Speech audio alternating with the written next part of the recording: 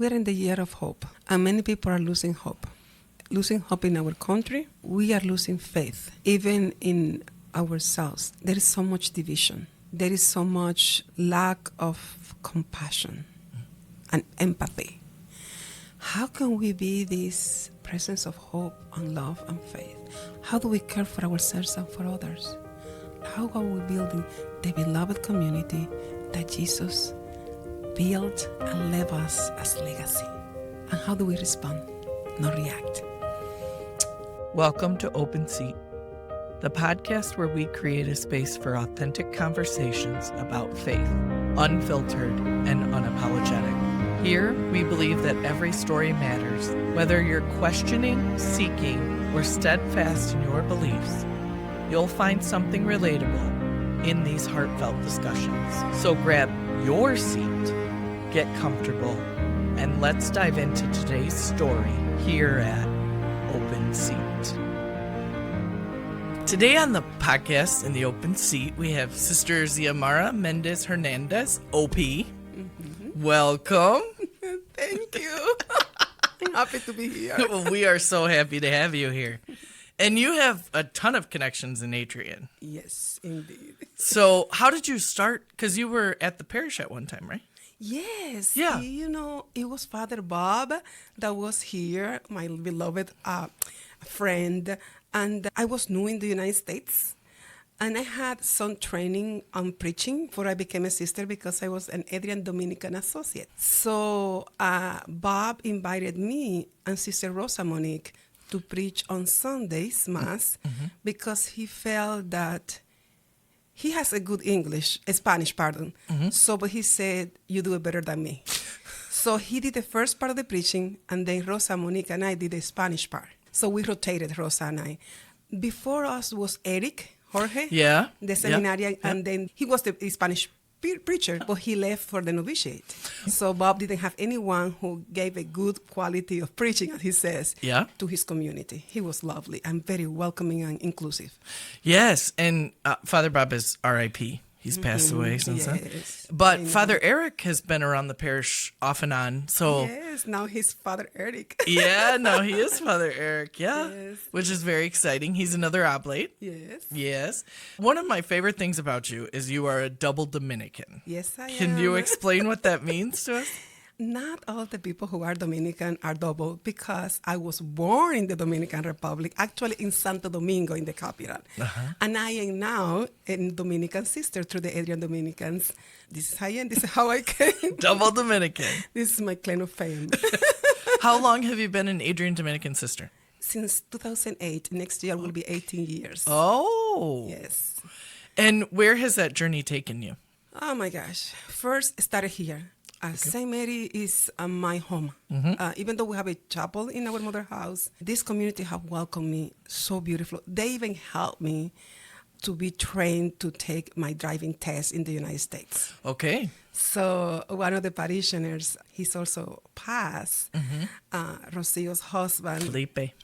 My beloved Felipe and Rocio. The community here welcomed me so much. And that they became my family, literally, because my whole family is in the Dominican Republic. So I am kind of almost an orphan. And this community adopted me.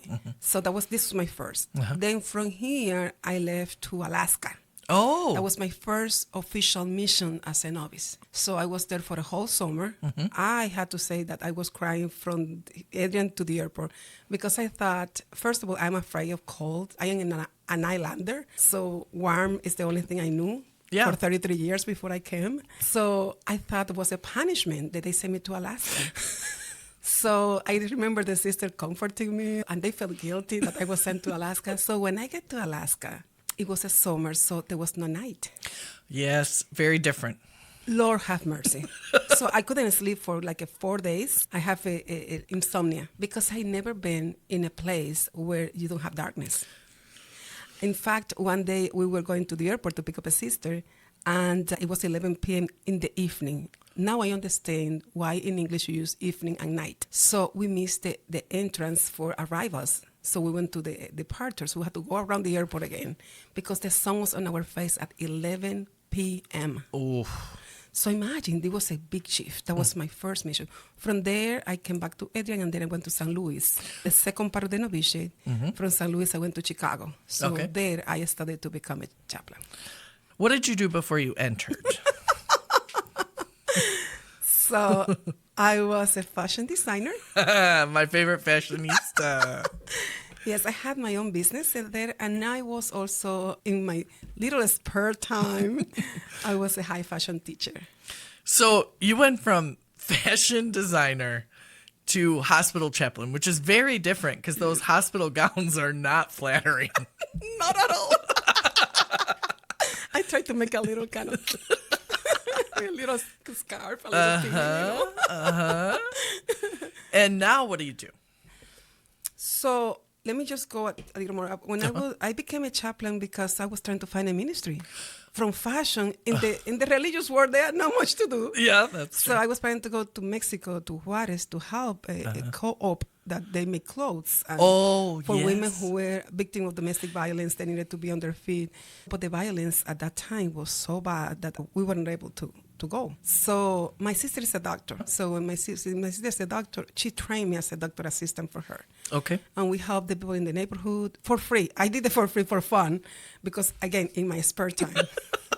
So I became a chaplain. That was the most amazing journey for me. And even, especially in the COVID time, I learned how important to have someone to be next to you because your family was not with you. So from there, now God called me to a different path. So I am the executive director of the Dominican Sisters Conference. Yeah, that's a pretty big title. Just a little. It takes you like all over the world. Indeed. Yeah. Literally. Yeah. Yes. I mean, I will talk to you when you're like in Spain, and then you're in Miami home, and then in Adrian, and then, I'm in Italy. Just rubbing elbows with Pope Leo. No big deal. This is why you become an itinerant, an itinerant preacher. Well, so what does that mean, itinerant preacher? Because that is a charism of the Dominican. That is correct. Is to go where God sent you. And many times we don't choose where we go. We discern. But also, I think it's God's grace and opportunities that come that you are invited. So this year, for example, I never had been in South America. I thought South America was similar to the Caribbean, right? Right. Even the plugs are European plugs, not the regular plugs that we have here or in the Dominican Republic or Puerto Rico and all those countries. So I had the opportunity to go to Paraguay. And it was about preaching, and also encouraging our young sisters to embrace the call of the holy preaching through the ministry, because our sisters are so stretched working with the poor, working with the marginalized, real poor, not like emotional poor. Besides that, which is no less, but these people are in the trenches, let us say. So again, God sent me to places I never imagined or dreamed. And then I stopped in Brazil, but just in the airport. And then I stopped to Peru. All of this were like in my dream, but I never thought I was going there. But yes, and it's about also, when we travel, it's with a purpose. It's not like, I'm going to, like a tourist. Yeah. No, we do a little tourism while we are there, little, Yeah, you got to embrace God's beauty. But again, to see the ministry of our brothers and sisters, wherever we go, is inspired and help me to do my ministry better. You're doing an office job, really, yes, right? Indeed. Like an office job. So how do you maintain yourself? Because you can't not help people. It's one of the qualities I really embrace about you. You can't help but help people. So how do you do that through your office job? I connect people. Our work at the Dominican Sisters Conference is to connect people who are doing the ministry. For example, we have partners in mission. These are people who work in the schools. So the preaching conference. So we are connecting with the young people to enhance their zeal for preaching the good news. There is so much false statements. It's called VUCA. Have you heard about the term VUCA? No. It's a volatility. Okay. Uncertainty, complexity, ambiguity. VUCA times, like a VUCA times.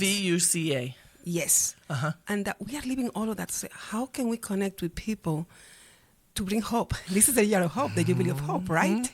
So how can we connect with people to spread the good news and the truth? Because truth is on risk. It is. It is. So how can we connect at that level? Because, food is important. Dress is important. But the essence of who we are as a human being, it doesn't matter your social status. How can we connect with that? How can we this option for relationship? Authentic relationships. So this is what we do in the office. And in my spare time again, I do some volunteer work where we have the office. Our office is at Berry University in Miami. So when there is a blessing, for example, for the newly podiatrists, for example, and the blessing of the hands, and also trying to encourage them how they do their ministry, they do it in a meaningful way. So this is what I do too, also to connect with people who need that. I think all of us need a little kind of encouragement and a little love and a little authenticity. I think you're right. And I think since COVID has been an issue, being alone, loneliness is at a real big issue right now. Absolutely. It's not the same to be alone than to feel loneliness. Yes. So how can we be a compassionate presence of God for one another? When you were saying that, it's different to be alone than loneliness. I was thinking of your time during COVID when you were the chaplain. Yes. Because not only were people isolated, but then to be in the hospital, you couldn't have anybody. Can I share one little story about Please that? do. My main hub was the cancer unit. Okay. So I was all over the hospital. It was Loyola Hospital in Chicago, 11 ICU units, huge hospital, 7th floor. Our office was on the lower level. So there was a patient who looked so depressed, and they called me to go to see him. He didn't have a COVID at that time, and it was during the COVID time. And I started talking to him, and he said, Sister, what is killing me is not the cancer. What is killing me is the loneliness.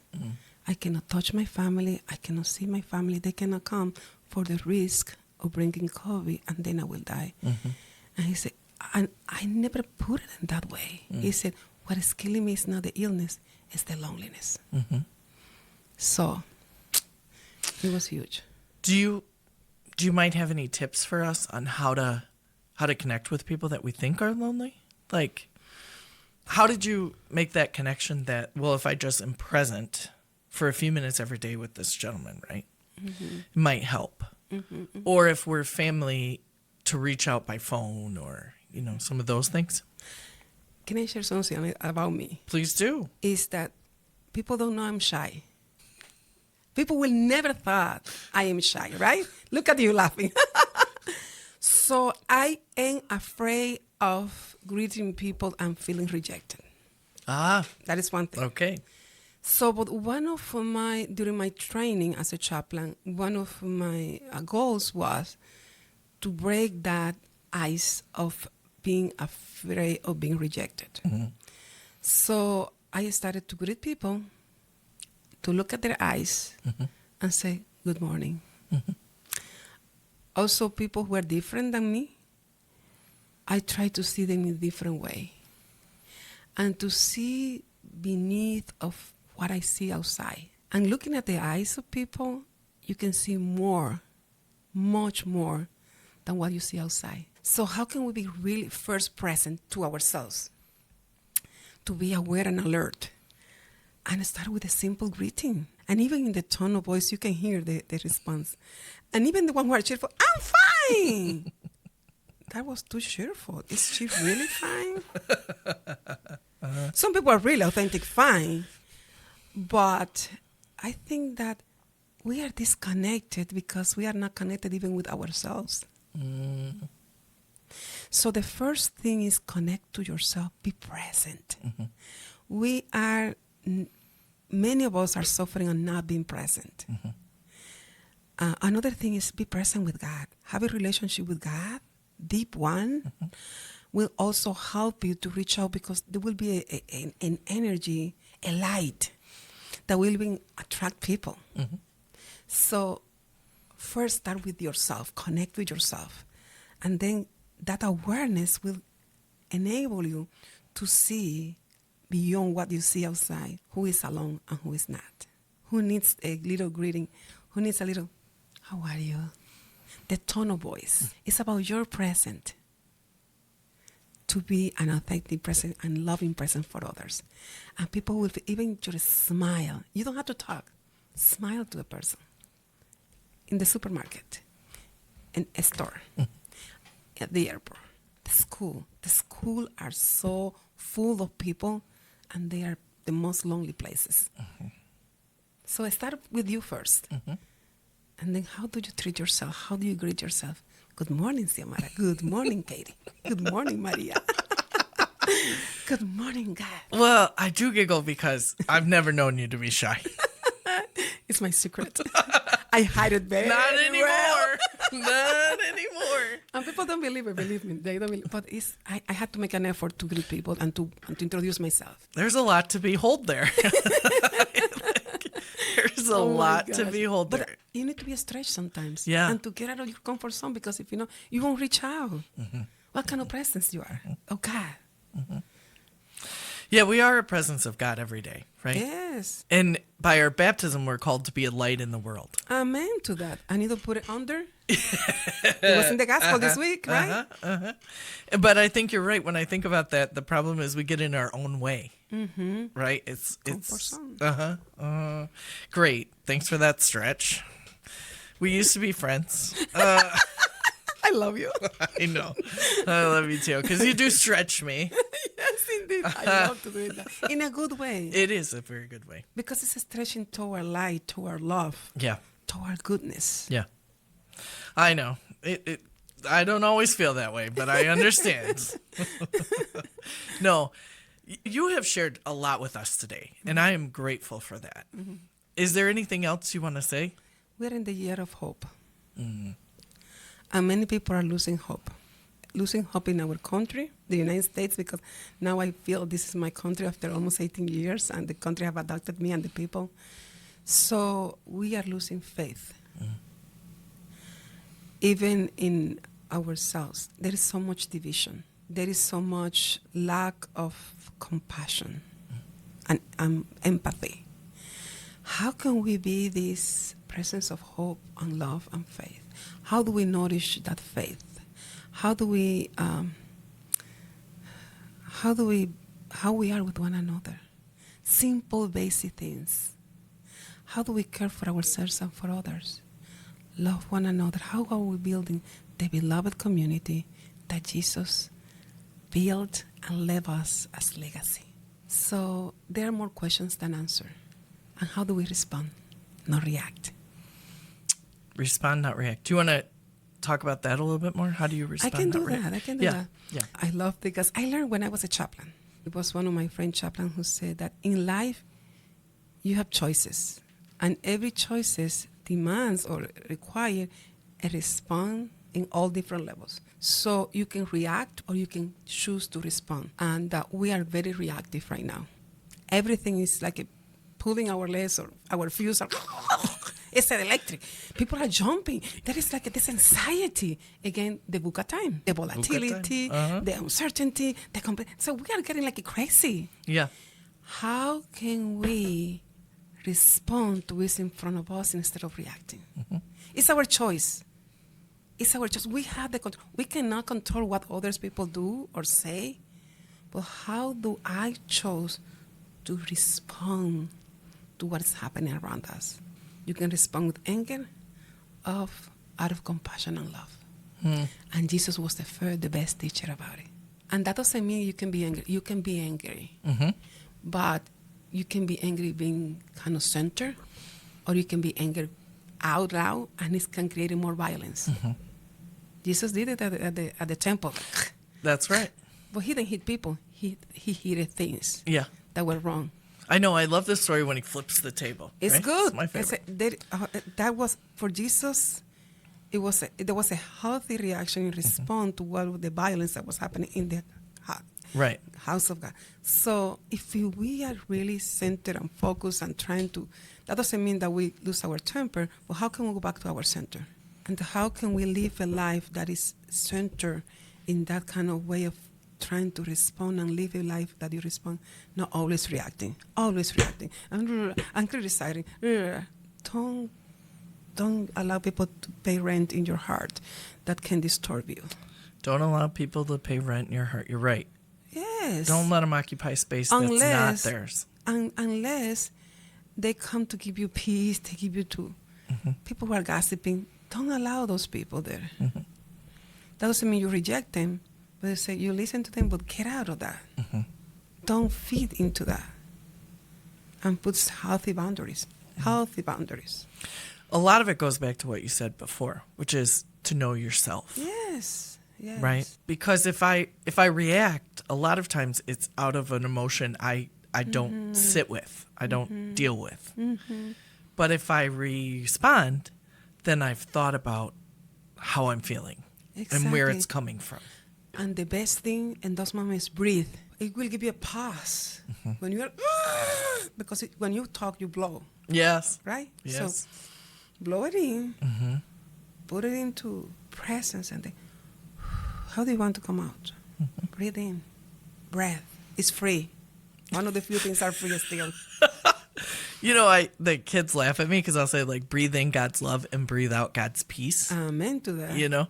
And they're like, oh, my gosh. And I roll my eyes sometimes, too, at that, but it's that true. That is an excellent exercise to respond, not to react. Yeah. You nail it. So I get paid the big bucks. Oh, yes. Not really. Well, thank you so much for joining us this morning. We appreciate you being here. I mean, when people see you, I hope they greet you because, well, you'll greet them. Now. After much practice.